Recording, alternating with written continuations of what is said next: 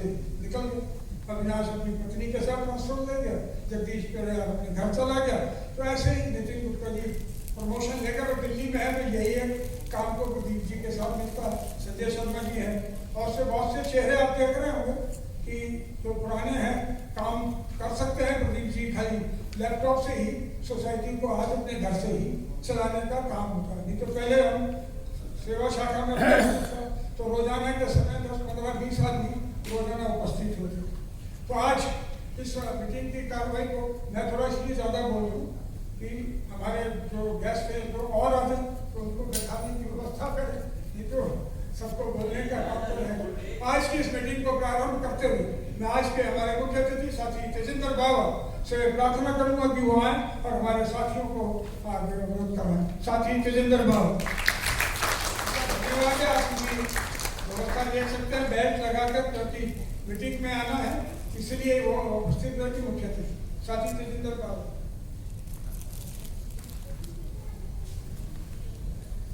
Dera bank staff cooperative thrift and credit society की 45वीं आयोजन के आज के आप अध्यक्ष मेरे छोटे भाई सत्यप्रकाश शर्मा जी, भाई प्रदीप गुप्ता जी, मंच पर आसीन galaxy of executives, fast executives of Dera bank, Ramlal Bansal ji, Meena ji, आती जयपाल जी और डेरा बैंक के बहादुर साथियों, ये मेरा बड़ा सौभाग्य है कि मैं हर वर्ष परिवार के सदस्य के रूप में आपके बीच में आता हूँ।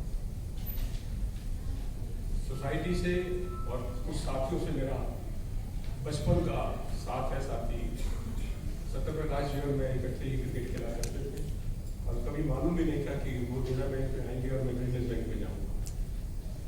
मैंने 70-71 में ज्वाइन किया था ग्रेनेज, तब 2011 में मैं सेवानिवृत्त हुआ।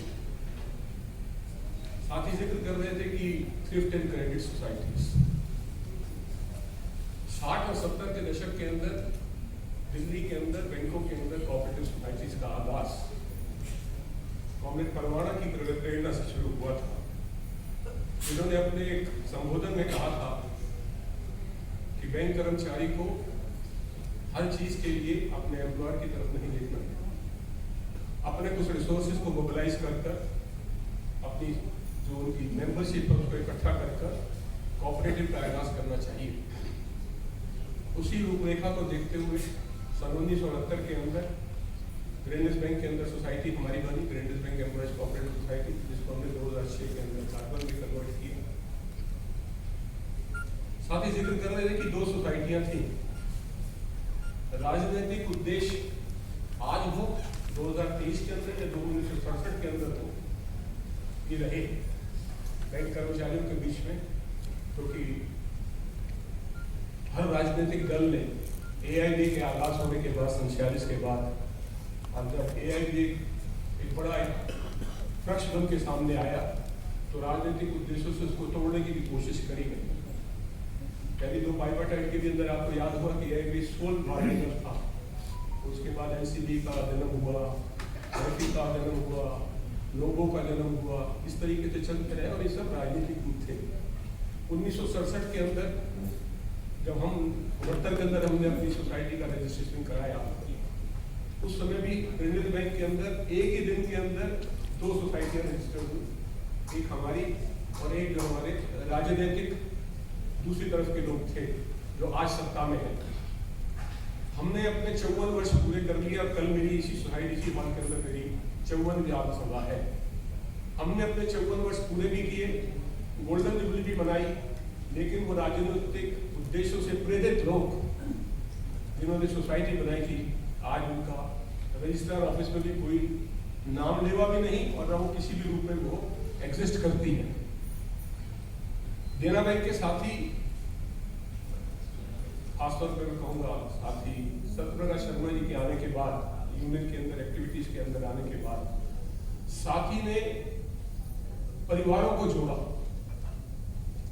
मैं पिछले 20 साल से आपके साथ आपके बीच में आता रहता हूँ और मैंने इस बात को महसूस किया कि देना बैंक के वाहिद एक साथी ऐसे हैं जहां सारा स्टाफ, सारी मेंबरशिप एक परिवार के रूप के अंदर है, मिलती है और एक तरह से मतलब वाकई बिल्कुल ठीक बात कही कि ये एक उत्सव का रूप होता है हर वर्ष के लिए। और मैं इस बात के लिए साधुवाद देता हूँ इस मैनेजिंग कमेटी को जो आज तक इसको चला रही है और आने वाले दिनों के अंदर आज अगर केंद्रीय स्तर पर देखें तो पहली बार एक कोऑपरेटिव मिनिस्टर भी बनाया गया। श्री अमित शाह जी जो होम मिनिस्टर भी हैं, वो स्टेट मिनिस्टर भी हैं कोऑपरेटिव की, लेकिन अभी उनका ध्यान उन चीजों पर नहीं है क्योंकि स्टेट के अंदर कोऑपरेटिव सोसाइटीज आज के दिन में महसूस कर रहे हैं। अभी वहाँ वो उनका ध्यान उन कोऑपरेटिव सोसाइटीज के ऊपर है जो नेशनल लेवल पर है और जहाँ से उन्होंने अभी कहा, एक मीटिंग में भी कहा है कि 50,000 करोड़ का या 5 लाख करोड़ रुपए का मोबिलाइजेशन होना चाहिए, क्योंकि वो सोसाइटियाँ ऐसी हैं जहाँ राजनीति पूरी तरह हावी है। आप महाराष्ट्र में देखेंगे शुगर केन लॉबी जो महाराष्ट्र के अंदर है, जो कोऑपरेटिव सोसाइटी चलाती है, वहाँ उनका एक राजनीतिक उद्देश्य भी है और राजनीति को वो अलट पलट भी कर सकते हैं। इसी तरीके से गुजरात के अंदर भी है, लेकिन हमारे यहाँ जो दिल्ली के अंदर दिल्ली का कोऑपरेटिव एक्ट है, ये स्टेट वाइज एक्ट है और इसके अंदर अभी उनका ध्यान नहीं है। लेकिन आने वाले समय में मैं समझता हूँ कि कोऑपरेटिव भी एक ऐसा इंजन है जो आने वाले दिनों के अंदर अगर संगठित रूप से काम करे तो इस कॉर्पोरेट सेक्टर को एक टक्कर दे सकता है। अमूल इस बात का बहुत बड़ा मैं समझता हूँ उदाहरण है, क्रिप्को इसका उदाहरण है, नागालैंड इसका उदाहरण है, लेकिन उसके लिए राजनीतिक इच्छा शक्ति की बहुत जरूरत है कि क्या कोऑपरेटिव को इस लेवल तक लाया जाए कि वो एक कॉर्पोरेट को एक टक्कर दे सके, क्योंकि कॉर्पोरेट सत्ताओं के अंदर एक बहुत बड़ी भागीदारी रखता है कि कौन क्या बनेगा और कौन राजनीति बनेगा, ये कॉर्पोरेट डिसाइड करता है। तो आने वाले दिनों के अंदर मैं समझता हूँ देना बैंक के साथ ही जिस लगन से और जिस पारिवारिक रूप के अंदर आप जुड़े हुए हैं, आपकी ये 45 हो या 46वीं आम सभा हो, लेकिन मेरा पूरा विश्वास है कि आप अपनी स्वर्ण जयंती की ओर बहुत जल्दी ही अग्रसर हो रहे हैं और दिल्ली से बैंक एम्प्लॉइज फेडरेशन को भी इस बात का मान है कि साथ ही वहाँ मैं आज यहाँ बिल्कुल आपके सामने स्पष्ट रूप से कहूँगा, दिल्ली का कोई बैंक ऐसा नहीं, एक आध दो बैंक ऐसे हो सकते हैं जिनके अंदर सोसाइटी नहीं होगी, लेकिन जितने बड़े बैंक हैं, चाहे वो स्टेट बैंक ले लीजिए, 6 सोसाइटियाँ हैं वहाँ, बैंक ऑफ बड़ौदा में आप जहाँ मिले हैं वहाँ भी सोसाइटी है, आप कनाडा में आ जाइए वहाँ भी सोसाइटी है, सब जगह सोसाइटी है। लेकिन दिल्ली के अंदर वहाँ 4 सोसाइटियाँ ऐसी हैं जो अपनी आम सभा अपने सदस्यों के साथ मिलकर हर वर्ष करती हैं, जिनमें देना बैंक उसका एक बहुत बड़ा उदाहरण है। और इन्हीं बातों का विश्वास और इन्हीं बातों का संज्ञान देखते हुए दिल्ली की सरकारों ने 2 दफा देना बैंक की सोसाइटी को बेस्ट कॉर्पोरेटर और बेस्ट सोसाइटी का अवार्ड भी दिया। ये आपका विश्वास और आपकी लगन इस सोसाइटी के साथ जुड़े होने की और इन साथियों की अथा जो इन्होंने सबको जोड़ के रखा और आगे आने वाले दिनों में भी जोड़ के रखेंगे, मैं समझता हूँ ये इस बात का द्योतक है कि आप अपनी स्वर्ण जयंती के ऊपर अग्रसर हैं। और मैं भी देख रहा था कि आप अभी की मेंबरशिप आपकी कम होते हुए भी आपका जो लोन पोर्टफोलियो है वो 3 करोड़ से ऊपर है। मेरे पास 500 से ऊपर की मेंबरशिप है, लेकिन मेरा पिछले 3 साल के अंदर जो लोन पोर्टफोलियो है वो कुल 2.5 करोड़ तक रह गया। और नेचुरली जब 2.5 करोड़ रह जाएगा तो आपका इंटरेस्ट का पोर्टफोलियो भी कम होगा और प्रॉफिट डिक्लाइन करेगा, लेकिन आपका अब की बार में प्रॉफिट में देखा 29 lakh. I think so it is remarkable. और मैं समझता हूँ कि ये पारदर्शिता जो आप हर वर्ष अपने सदस्यों के बीच रखते हैं, इसको आप जारी रखेंगे। और मैं अपनी ओर से, अपनी सोसाइटी की ओर से आपके स्वर्णमय भविष्य की कामना करते हुए और आप सबको आने वाले त्योहारों की शुभकामनाएं देते हुए बहुत बहुत धन्यवाद आप सबका। धन्यवाद।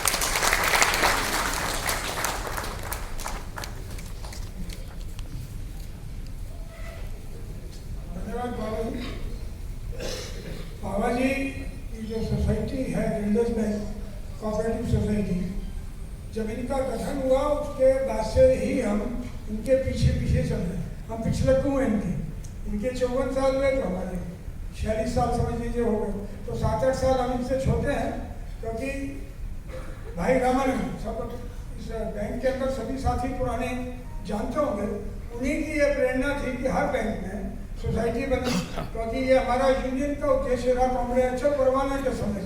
उनका यही था कि साथियों का कैसे सामाजिक उत्थान है किस तरीके से हो, तभी ये सोसाइटियाँ, हाउसिंग सोसाइटीज ये बनी। साथी बाबा आए, कल इसी हॉल में इनकी भी सोसाइटी की जो मीटिंग है, हम लगातार मीटिंग करते हैं और एक साथ जुड़े हुए हैं, तो मिलते हैं, जुलते हैं, उनको देखते हैं। तो अब उनके यहाँ भी समस्याएं हैं। इनकी अर्बन सोसाइटी है, क्योंकि गिल्डर्स और चार्टर्ड बैंक में तो आदमी रहे नहीं अपने, तो बाहर के मेंबरों के साथ चलाकर, पर इनका फॉरेन बैंक होते हुए भी जो ईर्ष्या का विषय है सबसे बड़ा, कि चार्टर्ड बैंक ने इनको रजिस्टर्ड ऑफिस के लिए जगह दी हुई है बैठने। एक्सप्रेस बिल्डिंग में इनकी अपनी जगह है, अपना ऑफिस है, जहाँ से लगातार अपने आप रोजाना आते हैं। एक एम्प्लॉय भी है और साथ ही काम को चला रहे। जब तक चलेगा ऐसे ही चलाते रहेंगे। लॉ को कैसे चलाए रखना, हम आज हैं, कल आप होंगे, कैसे चलाना है, ये चलता रहे सहकारिता आंदोलन, यही एक हमारा उद्देश्य है। साथी श्यामबेरी गोयल थोड़ी सी शायद बीमारी के बाद भी आज हमारे निमंत्रण पर बता रहे हैं। इनके पुत्र जो है वो हमारे सोसाइटी के ऑडिटर है, तो मैंने दोनों को निमंत्रण दिया था, तरुण जी को भी बुलवाए। साथ ही शरद श्रीवास्तव उनका स्वागत कर रहे हैं। एक सबसे मशहूर बात है, जब से बचपन में मैंने इनको देखा, तब इनके 2 बटन खुले थे, आज भी ये इनका परिचय है, लोग जानते हैं श्याम भाई। और तो हमारी टीम में 2-3 महिलाएं हमारे निमंत्रण पे पधारी हैं। रेणु का स्वागत हमने प्रदीप जी की पत्नी का इसलिए नहीं किया कि प्रदीप जी की पहले उनका स्वागत कर दिया और बाकियों का नहीं किया। तो नीलम से निवेदन, अनिता रुस्तगी से